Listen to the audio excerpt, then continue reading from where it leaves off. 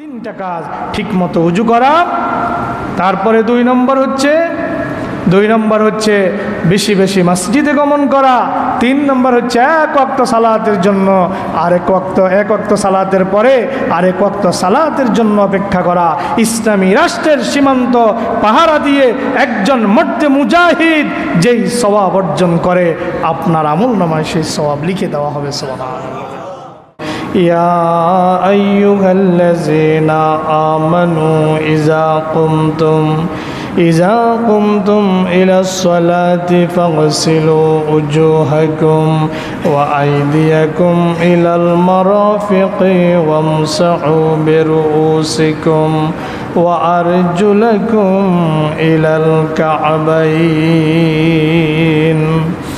আল্লাহ পাক বলেন, হে ঈমানদাররা, যখন তোমরা নামাজ আদায়ের ইচ্ছা করবে, নামাজে দণ্ডায়মান যখন হওয়ার ইচ্ছা করবে, ফাগসিলু উজুহাকুম, তোমাদের মুখমণ্ডলকে তোমরা ধৌত করবে। ফাগসিলু, তোমরা ধৌত করে নাও, উজুহাকুম, তোমাদের মুখমণ্ডল, ও আইদিয়াকুম ইলাল মারাফিqi, কনুই সহ তোমাদের হাতকে তোমরা ধৌত করে নাও। ওয়ামসাহু বিরুউসিকুম, তোমাদের মাথা মাসে করে নাও। ওয়ারজুলাকুম ইলাল কা'বাইন, আর টাকনু পর্যন্ত তোমাদের পাকে ধৌত করে নাও। আজকের আলোচনার বিষয় কোরআন, হাদিস ও বিজ্ঞানের দৃষ্টিতে অজুর উপকারিতা। আবার বলছি, কোরআন, হাদিস ও বিজ্ঞানের দৃষ্টিতে অজুর উপকারিতা।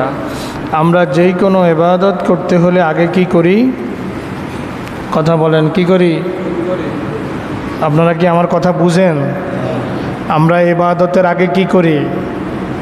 ওর কথা কয় না, অজু করি। কি করি? পবিত্র হই না? তো এই কথাটা আপনাদের থেকে আসে না কেন? আমরা সালাত আদায় করার আগে কি করি? পবিত্র হই কি না? আমরা সালাত আদায় করার আগে অজু করি, পবিত্র হই। আমরা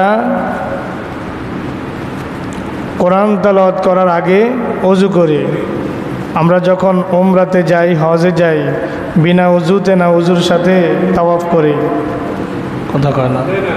তাওয়াফ কি অজুর সাথে না বিনা অজুতে? অজুর সাথে, ঠিক না? এইভাবে আমরা যখন কোনো বন্দেগী করি, তাসবিহ তাহলিল পড়ি। তাসবিহ তাহলিল যদিও বিনা উজুতে পড়া যায়, এরপরও আমরা মনের তৃপ্তির জন্য অজুর সাথেই তো বেশিরভাগ সময় করে থাকি, ঠিক না? তাহলে আমরা সালাত আদায়ের জন্য আমরা অজু করি, সেটি ফরজ সালাত হোক, ওয়াজিব সালাত হোক, সুন্নাত হোক বা অন্যান্য নফল সালাত হোক, আমরা অবশ্যই অজু করি। এই অজুর কিছু উপকারিতা আছে না নাই? কথা কোন আছে না নাই? কোরআন হাদিসের দৃষ্টিতে যেমন উপকারিতা রয়েছে, বিজ্ঞানের দৃষ্টিতেও উপকারিতা রয়েছে। কারণ ইসলামের কোনো বিধান বিজ্ঞানের বাহিরে নয়। বৈজ্ঞানিকভাবে অপ্রয়োজনীয় ইসলামের কোনো বিধানকে এইভাবে আজ পর্যন্ত কোনো বৈজ্ঞানিক বলতে পারে নাই যে ইসলামের এই বিধানটা, ইসলামের এই কাজটা অবৈজ্ঞানিক, এটা অপ্রয়োজনীয়, এই কথা কেউ বলতেই পারেনি। আমরা দেখব ওযু সম্পর্কে আমাদের মনিব, আমাদের মালিক মহান আল্লাহ তাআলা, আল্লাহ জাল্লা শানুহু কোরআনে কারীমে সূরাতুল মায়েদা 6 নম্বর আয়াতের মধ্যে কি বলেছেন? আল্লাহ বলছেন, বিসমিল্লাহির রহমানির রহিম, ইয়া আইয়ুহাল্লাযীনা আমানু ইযা কুমতুম ইলাস সালাতি ফাগসিলু উজুহাকুম ওয়া আইদিয়াকুম ইলাল মারাফিqi ওয়ামসাহু বিরুউসিকুম ওয়া আরজুলাকুম ইলাল কা'বাইন। আল্লাহ পাক বলেন, হে ঈমানদাররা, যখন তোমরা নামাজ আদায়ের ইচ্ছা করবে, নামাজে দণ্ডায়মান যখন হওয়ার ইচ্ছা করবে, ফাগসিলু উজুহাকুম, তোমাদের মুখমণ্ডলকে তোমরা ধৌত করবে। ফাগসিলু, তোমরা ধৌত করে নাও, উজুহাকুম তোমাদের মুখমণ্ডল, ও আইদিয়াকুম ইলাল মারাফিকে কনুইসহ তোমাদের হাতকে তোমরা ধৌত করে নাও। ওয়ামসাহু বিরুসিকুম তোমাদের মাথা মাসে করে নাও।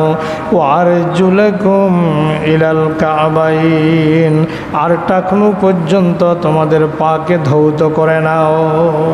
এই আয়াতের আলোকে অজুর ফরজ কয়টা পেলাম? 4টা। অজুর ফরজ কয়টা? এই 4 ফরজের এক ফরজ যদি অজুতে বাদ যায় অজু হবে? কথা কন, অজু হবে? পুরো অঙ্গ ভালোভাবে ধৌত না করলে অজু হবে না। কোনো অঙ্গের যদি একটুখানি শুকনো থেকে যায় তাহলে অজু হবে না। আল্লাহ পাক রব্বুল আলামিন নামাজের জন্য অজুর বিধান দিলেন। এবার আমরা হাদিসের আলোকে জানব অজুর ফজিলত, অজুর গুরুত্ব সম্পর্কে। 1 নম্বর পয়েন্ট, অজু ইমানের অর্ধেক। অজু ইমানের মানে পবিত্রতা ইমানের অর্ধেক। আন আবি মালিক আল-আশআরি রাদিয়াল্লাহু আনহু ক্বালা ক্বালা রাসূলুল্লাহি সাল্লাল্লাহু আলাইহি ওয়াসাল্লাম আত-তুহুরু শাতরুল ঈমান। হযরতে আবি মালিক আশআরি রাদিয়াল্লাহু তাআলা আনহু থেকে বর্ণিত, তিনি বলেন আল্লাহর নবী সাল্লাল্লাহু আলাইহি ওয়াসাল্লাম ইরশাদ করেছেন, আত-তুহুরু শাতরুল ঈমান, পবিত্রতা ইমানের অর্ধেক। সহিহ মুসলিম 223 নম্বর হাদিস। পবিত্রতা ইমানের অর্ধেক। অত্যন্ত পরিতাপের বিষয়, দুঃখের বিষয়, আজকে আমাদের তরুণ আর যুবকদের মধ্যে কিছু তরুণ আর যুবক রয়েছে যাদেরকে সালাতের সময় হলে পরে যখন নামাজের দিকে আমরা ডাকি তারা বলে হুজুর আমার প্যান্ট ঠিক নাই। অথচ এই পবিত্রতাকে বলা হয়েছে ইমানের অর্ধেক। আজকে আমরা পবিত্রতার ব্যাপারে কতখানি গাফেল হয়ে পড়েছি। আমরা এটাকে কোনো বিষয়ই মনে করি না, আমরা এটাকে গুরুত্বই দিতে চাই না। অথচ রাসূলুল্লাহ সাল্লাল্লাহু আলাইহি ওয়াসাল্লাম বলে দিলেন আত-তুহুরু শাতরুল ঈমান, পবিত্রতা অর্জন করা ইমানের অর্ধেক। 2 নম্বর পয়েন্টে চলে যাই। অজু ছোট ছোট পাপগুলোকে মোচন করে দেয়। দৈনন্দিন চলার পথে, উঠা বসায়, কথাবার্তায়, আচার আচরণে, লেনদেনে, বিভিন্ন কাজে কারবারে ইচ্ছা অনিচ্ছা আপনার থেকে কিছু সগীরা গুনাহ হয়ে যায় কিনা? আপনার চোখ দ্বারা সগীরা গুনাহ হয়ে যায়, আপনার কান দ্বারা সগীরা গুনাহ হয়ে যায়, আপনার হাত দ্বারা সগীরা গুনাহ হয়ে যায়, আপনার পা দ্বারাও কিছু সগীরা গুনাহ হয়ে যায়। আল্লাহর নবী সাল্লাল্লাহু আলাইহি ওয়াসাল্লাম আর হাদিস আবি হুরায়রা আন্না রাসূলুল্লাহি সাল্লাল্লাহু আলাইহি ওয়াসাল্লাম ক্বালা, হযরত আবি হুরায়রা থেকে বর্ণিত, তিনি বলেন আল্লাহর নবী নিশ্চয়ই নবী করিম সাল্লাল্লাহু আলাইহি ওয়াসাল্লাম ইরশাদ করেছেন, ইজা তাওয়াজ্জাল আব্দুল মুসলিমু আবিল মুমিনু, যখন কোনো ইমানদার মুসলমান অজু করে ফাগাসালা ওয়াজহাহু, তার চেহারাকে যখন সে ধৌত করে, খারাজা মিন ওয়াজহি কুল্লু খতিয়াতিন, তার চেহারা থেকে সমস্ত গুনাহগুলো ঝরে পড়ে যায়। সুবহানাল্লাহর আওয়াজ এত আস্তে, আমাদের দিলটাই মরে গেছে, আমাদের দিলটাই মরে গেছে। ছক্কা মারতে, ছক্কা যখন ব্যাটিং করে, যখন আপনার ব্যাটসম্যান যখন ছক্কা মারে তখন চিৎকার করতে কেউ বলা লাগে না, আমার ভিতর থেকে এমনি চিৎকার বেরিয়ে যায়। হ্যাঁ, যখন গোল হয়, গোলকিপার যখন বল আটকাতে পারে না, গোল হয়ে যায়, তখন মাঠের পাশ থেকে চিৎকার দিতে কেউ বলে দেওয়া লাগে না, কিন্তু সুবহানাল্লাহ বলে তারপরে বলাইতে হয়। আফসোস এই জাতির জন্য। খারাজা মিন ওয়াজহিহি কুল্লু খাতিয়াতিন, তার চেহারা থেকে সবগুলো পাপ ঝরে পড়ে যায়। নাযারা ইলাইহা বিআইনাইহি মাআল মায়া ওয়া মাখিরি কাতরিল মা, আল্লাহর নবী বলেন যখন চেহারা ধোয় তার চোখ দ্বারা যে গুনাহগুলো, সগীরা গুনাহগুলো হয়ে গেছে, চোখ ধোয়ার সাথে সাথে মুখ ধোয়ার সাথে সাথে তার ওই চোখের গুনাহ ওই পানির সাথে আও মা আখিরি কাত্রিল মা, অথবা পানির শেষ ফোঁটার সাথে তার সকল গুনাহগুলো, চোখের গুনাহগুলো ঝরে পড়ে যায়। ফাইজা গাসালা ইয়াদাইহি, আল্লাহর নবী বলেন যখন এবার সে তার হাত ধৌত করে, খারাজা মিন ইয়াদাইহি কুল্লু খাতিয়াতিন, তার হাত থেকে সব গুনাহগুলো ঝরে পড়ে যায়। কানা বাতাসাতহা ইয়াদাহু মা আল মায়া মা আখিরি কাত্রিল মা, তার হাতের স্পর্শ দ্বারা সে যে গুনাহগুলো করেছে সেই গুনাহগুলো তার হাত ধোয়ার পানির সাথে অথবা পানির শেষ ফোঁটার সাথে সব গুনাহগুলো ঝরে পড়ে যায়। ফাইজা গাসালা রিজলাইহি, যখন ব্যক্তি তার পা ধৌত করে, খারাজাত কুল্লু খাতিয়াতিন মাসাতহা রিজলাহু মা আল মায়ে আও মা আখিরি কাত্রিল মা, আল্লাহর নবী বলেন পা যখন ধৌত করে, পায়ের কদমের কারণে তার যেই সগীরা গুনাহগুলো হয়ে গেছে, আল্লাহ রাসূল বলেন তার পা ধোয়ার পানির সাথে অথবা পানির শেষ ফোঁটার সাথে তার পায়ের গুনাহগুলো ঝরে পড়ে যায়। হাত্তা ইয়াখরুজা নাকিয়াম মিনাজ যুনুব, আল্লাহর নবী সাল্লাল্লাহু আলাইহি ওয়াসাল্লাম বলেন এভাবে সে যাবতীয় গুনাহ থেকে মুক্ত হয়ে যায়, পরিষ্কার পরিচ্ছন্ন হয়ে যায়। রাওয়াহু মুসলিম, মুসলিম শরীফের হাদিস 244 নম্বর হাদিস। আরেকখানা হাদিস শুনুন এই পয়েন্টে, অজু পাপ মোচন করে এই ব্যাপারে আরেকখানা হাদিস। আন উসমান রাদিয়াল্লাহু আনহু أن رسول الله صلى الله عليه وسلم قال من توضأ هكذا غفر له ما تقدم من ذنبه, আল্লাহর নবী ওযু করলেন, সাহাবীদেরকে ওযু করা শেখালেন, শেখায়া আল্লাহর নবী বলেন যারা আমার মতো এইভাবে ওযু করবে, যারা আমার মতো এইভাবে ওযু করবে, কানাত সালাতুহু ওয়া মাশিয়াহু মা গুফিরা লাহু মা তাকাদ্দামা মিন যামবিহি, তার অতীত জীবনের সব গুনাহ আল্লাহ মাফ করে দিবে। আমি রাসূলুল্লাহর মতো যদি ওযু করতে পারো, এখন ওযু করতে গেলে কত তাড়াহুড়া, ঠিকমতো ওযুটা হচ্ছে কিনা সেই দিকেও আমাদের খবর নাই। আল্লাহ রাসূল বলেন সুন্দরভাবে যদি ওযুটা করো, তোমার অতীত জীবনের গুনাহ আল্লাহ তাআলা মাফ করে দিবে। শুধু তাই নয়, রাসূলুল্লাহ কি বলেন আরো শুনুন। রাসূলুল্লাহ বলেন ওয়াকানাত সালাতুহু ওয়া মাশিউহু ইলাল মসজিদে নাফিলা, সে যে আর নামাজ আদায় করলো, সে যে পায়ে হেঁটে মসজিদে গেল, এটা তার জন্য তখন অতিরিক্ত হয়ে যাবে। সুবহানাল্লাহ, কারণ ওই ওযুর সাথে তো তার গুনাহ ধুয়ে মুছে সাফ হয়ে গেছে, এখন তার সালাতও তার জন্য অতিরিক্ত, এখন তার মসজিদে হেঁটে হেঁটে যাওয়া এটাও তার জন্য অতিরিক্ত হয়ে গেছে। সুবহানাল্লাহ, এখান থেকে তার আর কোনো ঘাটতি।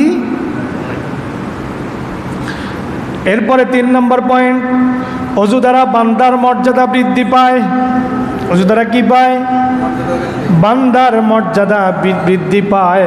আন আবি হুরায়রা রাদিয়াল্লাহু আনহু আন্না রাসূলুল্লাহি সাল্লাল্লাহু আলাইহি ওয়াসাল্লাম ক্বালা আলা আদুল্লুকুম আলা মা ইয়ামহুল্লাহু বিহিল খাতায়া ওয়া ইয়ারফাউ বিহি দারাজাত।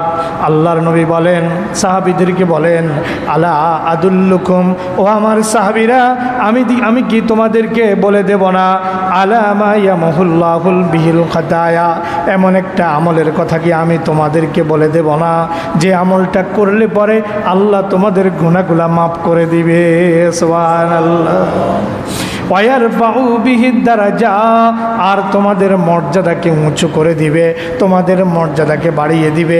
একটা আমল, 2টা উপকার, একদিকে তোমার গুনাহগুলো মাফ করে দিবে, দ্বিতীয়ত তোমার মর্যাদাকে বৃদ্ধি করে দিবে। আমি কি তোমাদেরকে সে আমলটির কথা বলবো না? ক্বালু বালা ইয়া রাসূলুল্লাহ, সাহাবীরা বলেন, হে আল্লাহ রাসূল, আপনি আমাদেরকে সে আমলের কথা বলে দিন। ক্বালা, আল্লাহর নবী বলেন, ইসবাগুল উযু, তোমরা পরিপূর্ণরূপে ওযু করো, আলাল মাকারিহে, কষ্ট সত্ত্বেও তোমরা কষ্টকর অবস্থায় কষ্টকর অবস্থায়, তুমি অসুস্থ, এই অবস্থায় পারলেও অজুটা ঠিকমতো আদায় করো, অজুটা পরিপূর্ণরূপে করো। ইসবাগুল উজুয়ে আলাল মাকারিহে, ইসবাগুল উজুয়ে আলাল মাকারিহে, কষ্টকর অবস্থায়ও তোমরা পরিপূর্ণরূপে অজুটা আদায় করো, অজু করো। 2 নম্বরে বলেছেন ওয়াকাসরাতুল খুতা ইলাল মাসাজিদে, বেশি বেশি মসজিদে গমন করো, বেশি বেশি মসজিদমুখী হও, বেশি বেশি মসজিদে যাও। ওয়া ইন্তিজারুস সালাতে বাদাস সালা, এক ওয়াক্ত সালাতের পরে আরেক ওয়াক্ত সালাতের জন্য তোমরা ইন্তজার করো। এই ইন্তজার অর্থ মসজিদে বসে থাকা নয়, এই ইন্তজার হচ্ছে আপনি ডাকবে, আপনি ওই ইন্তজারে ওই ঘোষণার অপেক্ষায় আছেন, ঘোষণার অপেক্ষায় আছেন, ঠিক কিনা? ঘোষণার অপেক্ষায় আপনি ইন্তজারে আছেন। ঘোষণা পাওয়ার সাথে সাথে আবার মসজিদে চলে আসলেন। আল্লাহ রাসূল বলেন এই 3টা কাজ যেই ব্যক্তি করবে, ফাযালিকুমুর রিবাত, ফাযালিকুমুর রিবাত, এটাই হচ্ছে তার জন্য সীমান্ত পাহারা। সুবহানাল্লাহ, এটা তার জন্য সীমান্ত পাহারা। 3টা কাজ, ঠিকমতো উজু করা, তারপরে 2 নম্বর হচ্ছে বেশি বেশি মসজিদে গমন করা, 3 নম্বর হচ্ছে এক ওয়াক্ত সালাতের জন্য এক ওয়াক্ত সালাতের পরে আরেক ওয়াক্ত সালাতের জন্য অপেক্ষা করা।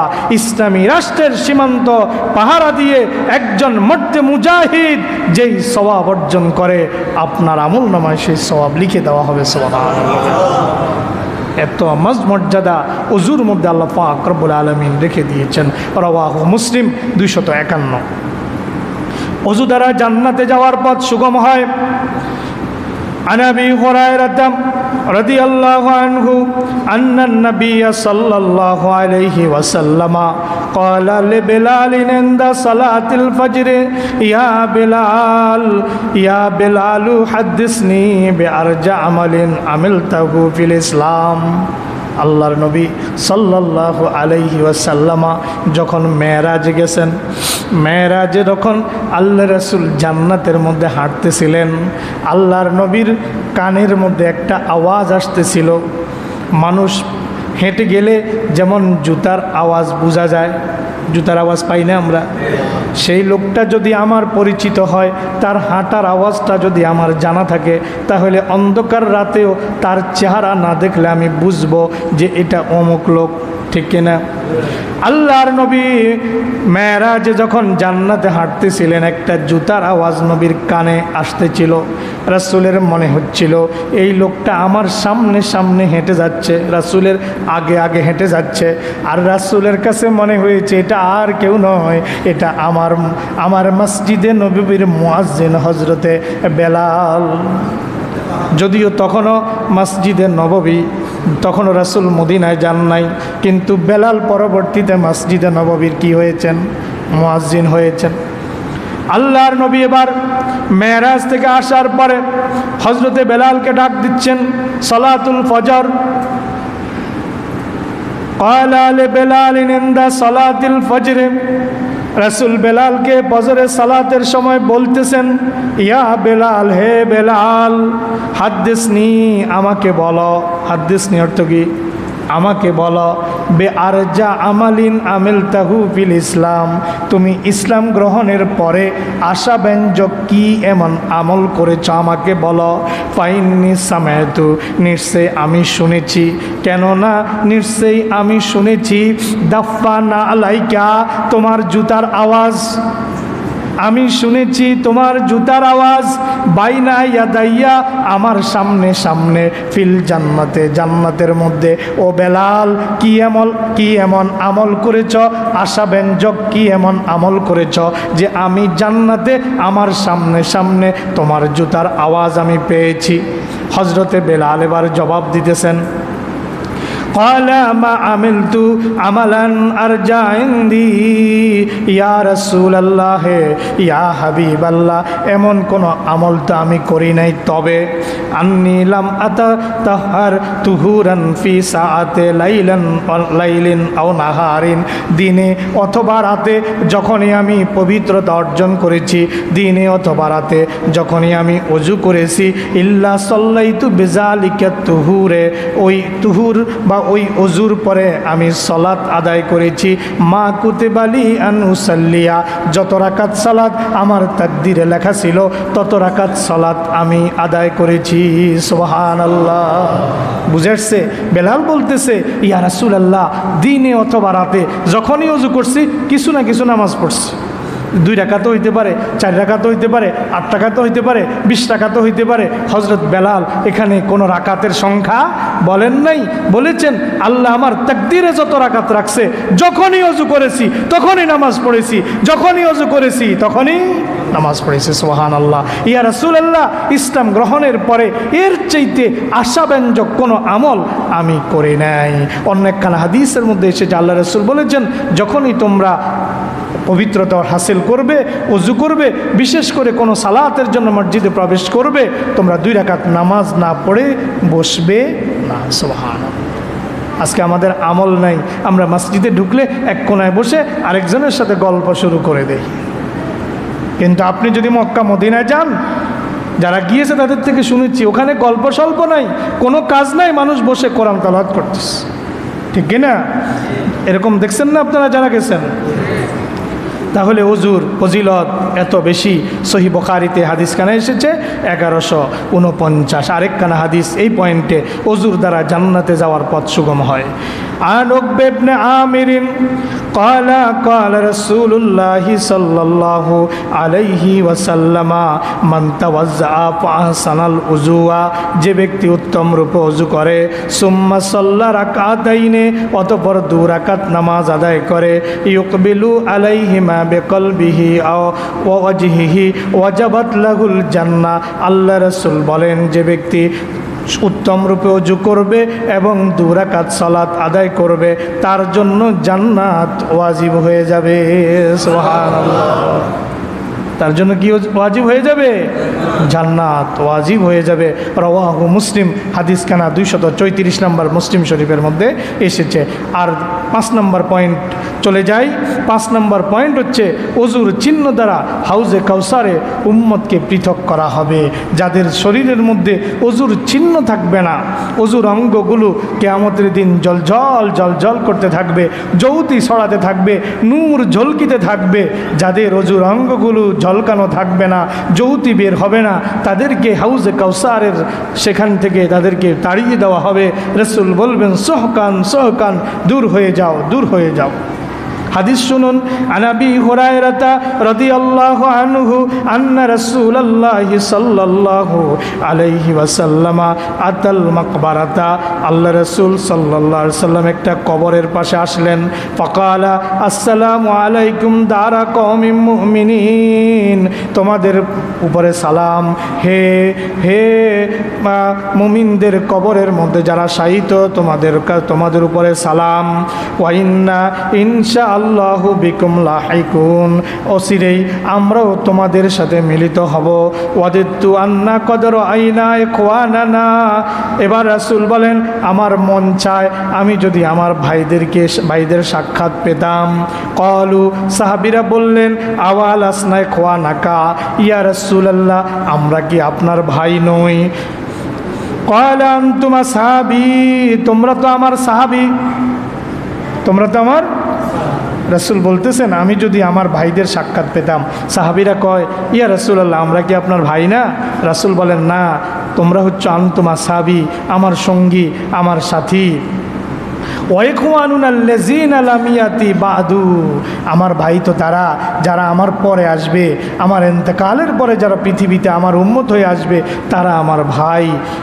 ফাকালু কাইফা তারিফু মাল্লাম ইয়াতি বাদু মিন উম্মতিক, ইয়া রাসূলুল্লাহ, আপনার ইন্তেকালের পরে আপনার যে উম্মতেরা পৃথিবীতে আসবে, আপনি তাদেরকে কেমনে চিনবেন? কারা জিজ্ঞেস করে? সাহাবীরা। কারা জিজ্ঞেস করে? সাহাবীরা। ইয়া রাসূলুল্লাহ, আপনি তাদেরকে কেমনে চিনবেন? قالم فقالم أرأيت لو أن رجلا له خيل غر محجلة بين ظهري خيل دهم بهم ألا يعرف خيله। আল্লাহ রাসূল বলেন, তোমাদের কারো যদি এক পাল ঘোড়া থাকে, আর ওই ঘোড়ার মধ্যে যদি একটা ঘোড়া থাকে যেটার কপালের মধ্যে চিত্রা, তোমরা ওটা চিনতে কোনো অসুবিধা হবে নাকি? ক্বালু তোমরা ওটা চিনতে পারবে নাকি? ক্বালু বালা ইয়া রাসূলুল্লাহ, সাহাবীরা বলেন ইয়া রাসূলুল্লাহ, হ্যাঁ আমরা ওইটা চিনতে পারবো, ওইটা চিনতে আমাদের কোনো অসুবিধা। 1,00,000 ঘোড়াও যদি থাকে, এর মধ্যে যদি একটা চিত্রা থাকে, একটা মাঠের মধ্যে ছেড়ে দিলে ওটাকে বাছাই করা যাবে না? সাহাবীরা বলেন ইয়া রাসূলুল্লাহ, অবশ্যই আমরা তাকে চিনতে পারবো, ওই ঘোড়াটাকে চিনতে পারবো। এবার রাসূল বলেন ক্বালা ফাইন্নাহুম ইয়াতুনা গুররাম মুহাজ্জালিনা মিনাল উযু। আল্লাহ রাসূল বলেন যারা আমার উম্মত হবে তাদের শরীরের মধ্যে, চেহারার মধ্যে, অঙ্গ প্রত্যঙ্গের মধ্যে অজুর চিহ্নগুলো এভাবে জ্বলজ্বল করতে থাকবে, আর আমি তা দেখে দেখে আমার উম্মতকে বাছাই করব। সুবহানাল্লাহ। সহিহ মুসলিম 232 নম্বর হাদিস। কিয়ামতে অজু নূর হয়ে আসবে। অজুটা কিয়ামতে কি হয়ে আসবে? নূর হয়ে আসবে। হযরত আনাস থেকে বর্ণিত, আনা আনাস রাদিয়াল্লাহু আনহু আন্না রাসূলুল্লাহি সাল্লাল্লাহু আলাইহি ওয়াসাল্লাম ক্বালা ফাসায়াকুনু লি উম্মতি ফিল কিয়ামাতি আইদিহিম ওয়া আরজুলুহুম মুজিআতুম মিনাল উযু। আল্লাহ রাসূল বলেন কিয়ামতের দিন আমার উম্মত যারা হবে তাদের হাত পা ওযুর কারণে উজ্জ্বল হবে। সুবহানাল্লাহ। হাদিস কেনা এসেছে সহিহ বুখারী 136 নম্বর। তাহলে এই মোটামুটি অজুর উপকারিতা হাদিস থেকে অসংখ্য আছে, এত হাদিস তো বলা সম্ভব না। আমি মোটামুটি 6-7টা হাদিস বয়ান করেছি। অজুর ফজিলত, অজুর গুরুত্ব, অজুর দ্বারা মানুষের মর্যাদা বৃদ্ধি পায়, অজু দ্বারা চেহারা উজ্জ্বল হয়, অজু দ্বারা অঙ্গ প্রত্যঙ্গ কিয়ামতের দিন জলজল করবে। এই 6টি পয়েন্টের খুব সংক্ষেপে, যদিও সময় শেষ হয়ে গিয়েছে, 3-4 মিনিটের মধ্যে অজুর বিজ্ঞানের আলোকে অজুর উপকারিতা 2-4টা পয়েন্ট বলে আমি শেষ করে দেব ইনশাআল্লাহ। 1 নম্বর, অজুর কারণে জীবাণু ও সংক্রামক রোগ প্রতিরোধ হয়। অজু করার কারণে নামাজিদের সংক্রামক রোগ নামাজিদের কম হয়। অজুর কারণে বিজ্ঞান গবেষণা করেছে। WHO ওয়ার্ল্ড হেলথ অর্গানাইজেশন, আন্তর্জাতিক স্বাস্থ্য সংস্থা 2009 সালে গবেষণা করে বলেছে নিয়মিত হাত মুখ ধোয়া 70%, শতকরা 70% সংক্রামক রোগ প্রতিরোধ করে। পড়েন না সুবহানাল্লাহ। জনস হকিং ইউনিভার্সিটি USA 2006 সালে তারা গবেষণায় প্রমাণ পেয়েছে মুখমণ্ডল, হাত নিয়মিত ধোয়ার ফলে ব্যাকটেরিয়া ও ভাইরাস সংক্রমণ উল্লেখযোগ্যভাবে কমে যায়। পড়েন সুবহানাল্লাহ। 2 নম্বর পয়েন্ট, স্নায়ুতন্ত্র সক্রিয়করণ এবং মানসিক প্রশান্তি। অজু করলে পরে আমাদের যে স্নায়ুগুলো আছে, যে শিরা উপশিরাগুলো আছে, এগুলো সক্রিয় হয়। যেগুলো নিস্তেজ হয়ে যায়, যেগুলো অকর্মণ্য হয়ে যায় অজুর পরে, আমরা যখন হাতকে এভাবে ম্যাসাজ করি, অজুর সময় যখন এভাবে ম্যাসাজ করি, ধৌত করি, এতে আমাদের শিরাগুলো কি হয়ে যায়? সক্রিয় হয়ে যায়, অ্যাক্টিভ হয়ে যায়। যেগুলো ইনঅ্যাক্টিভ ছিল, ওই ইনঅ্যাক্টিভ শিরাগুলো আমাদের অ্যাক্টিভ হয়ে যায়। এটা আমার কথা না, বিজ্ঞান প্রমাণ করেছে। ডক্টর আহমদ আল কাদি, ফ্লোরিডা, USA 1986 সালে গবেষণা করে বলেছে অজুর সময় শরীরের গুরুত্বপূর্ণ নার্ভ স্টিমুলেটিং পয়েন্টস দেওয়া হয়। নার্ভস এবং স্টিমুলেটিং পয়েন্টস, আকু পয়েন্ট আপনারা জানেন, হাতের তালু, পায়ের তালুতে মানুষের আকু পয়েন্ট থাকে। যারা আকু পয়েন্ট দিয়ে চিকিৎসা করে, ম্যাসাজ করে যারা চিকিৎসা করে, ওই আকু পয়েন্টগুলো আমরা যখন নাড়াচাড়া করি, যখন এগুলাকে ম্যাসাজ করে এভাবে যখন ধৌত করি, পাটা যখন কসলাইয়া কসলাইয়া ধৌত করি, হাতটা যখন কসলাইয়া কসলাইয়া ধৌত করি, এতে করে আমাদের স্টিমুলেটিং পয়েন্টসগুলো এবং নার্ভগুলো সক্রিয় হয়ে যায়। পড়েন না সুবহানাল্লাহ। যা স্নায়ুতন্ত্র সক্রিয় করে মানসিক চাপ কমায়, অর্থাৎ ফ্রাস্ট্রেশন কমায় দেয়, আপনার টেনশন ফ্রি করে দেয়। এতে করে আপনার নার্ভগুলো তখন সতেজ হয়ে যায়। Journal of alternative and complementary medicine 2003, journal of alternative and complementary medicine 2003 সাল তারা জার্নাল অফ অল্টারনেটিভ অ্যান্ড কমপ্লিমেন্টারিতে প্রকাশ করেছে পানির স্পর্শ শরীর ও মনে রিল্যাক্সেশন ইফেক্ট সৃষ্টি করে। রিল্যাক্সেশন ইফেক্ট অর্থাৎ মানুষ রিল্যাক্সনেস ফিল করে, মানুষ প্রশান্তি অনুভব করে পানির স্পর্শে আসলে। সুবহানাল্লাহ। 3 নম্বর পয়েন্ট, চোখের স্বাস্থ্য ভালো হয়ে যায় অজুর কারণে। ব্রিটিশ জার্নাল অফ অপটোমোলজি 2008 নিয়মিত মুখ ও চোখ ধোয়ার অভ্যাস কনজাংটিভিটিস অর্থাৎ চোখ উঠা, আমাদের চোখ লাল হয়ে যায় না, চোখ উঠে, আমরা বলে চোখ লইছে এরকম বলি না, চোখে যে ভাইরাস আক্রান্ত করে, তারা বলছে এই নিয়মিত মুখ এবং চোখ ধোয়ার ফলে চোখ ওঠা কমাতে সাহায্য করে। 4 নম্বর পয়েন্ট, ত্বকের রোগ প্রতিরোধ করে। ত্বকে যে অ্যালার্জিজনিত সমস্যা, ত্বকের যে রোগগুলো হয় অজুর ফলে এগুলো প্রতিরোধ হয়। ইউরোপিয়ান জার্নাল অফ ডার্মাটোলজি 2010, আবার বলছি, ইউরোপিয়ান জার্নাল অফ ডার্মাটোলজি 2010, দিনে কয়েকবার মুখ এবং হাত ধোয়া এই কারণে ফাঙ্গাল ইনফেকশন, ব্রণ, অ্যালার্জি প্রতিরোধ করে। সুবহানাল্লাহ। 5 নম্বর পয়েন্ট, পানির মানসিক একটা প্রভাব। পানি দিয়ে যখন আমরা উজু করি, এটা মানুষের মানুষের মানসিক স্বাস্থ্যের উপরে একটা প্রভাব সৃষ্টি করে। ডক্টর মাসারু ইমোটো, জাপান, তার বাড়ি হচ্ছে জাপান। ডক্টর মাসারু ইমোটো, জাপান, 1999 সালে দ্য মেসেজ ফ্রম ওয়াটার, তার গবেষণার আপনার কী ছিল, মূল পয়েন্ট ছিল, গবেষণার হেডলাইন ছিল, গবেষণার বিষয়বস্তু ছিল the message from water, the message from water. তিনি এই গবেষণায় বলেছেন পানির অণু মানুষের অনুভূতির সাথে প্রতিক্রিয়া করে। পরিষ্কার পানির স্পর্শ মানসিক প্রশান্তি আনে। পড়েন না সুবহানাল্লাহ। আমি হাদিস থেকে 6টি পয়েন্ট এবং বিজ্ঞান থেকে 5টি পয়েন্টে আপনাদেরকে দেখিয়েছি অজুর উপকারিতা। আল্লাহু আকবার, আল্লাহু আকবার। তাহলে আজ পর্যন্ত ইসলামের কোনো বিধিবিধান অবৈজ্ঞানিক কেউ প্রমাণ করতে পারেনি, ইনশাল্লাহ কিয়ামত পর্যন্ত পারবে না। তাইলে যত বেশি পবিত্রতায় থাকবো তত বেশি আমাদের পাপও কমে যাবে, যত বেশি আমরা অজুর সাথে থাকবো তত বেশি পাপও কমে যাবে। একটা হাদিসের মধ্যে এসে আল্লাহ রাসূল বলেছেন, বান্দা যখন রাতে অজুর সাথে ঘুমায়, অজু করে যখন বান্দা ঘুমাতে যায়, তখন বান্দাকে ওই ঘুমের মধ্যে শয়তান ধোঁকা দিতে পারে না। আল্লাহ পাক রব্বুল আলামিন ওই বান্দাকে কুদরতিভাবে হেফাজত করেন। সুবহানাল্লাহ। আর বান্দা যদি পবিত্রতার সাথে অজুর সাথে সবসময় থাকে, যারা বুজুর্গানে দিন, আল্লাহর আউলিয়ায়ে কেরাম, যারা বুজুর্গানে দিন, যারা বেশি আল্লাহকে ভয় করে, এরা বিনা উজুতে তেমন একটা থাকে না। অজু যখন ছুটে যায় সাথে সাথে আবার তারা অজু করে নেয়। আমরাও যেন এই অভ্যাসটা যেন আমরা তৈরি করতে পারি। আল্লাহ পাক আমাদেরকে তৌফিক দান করুন, বলি আমিন। সুবহানাকা লা ইলমা লানা ইল্লা মা আল্লামতানা ইন্নাকা আনতাল আলিম।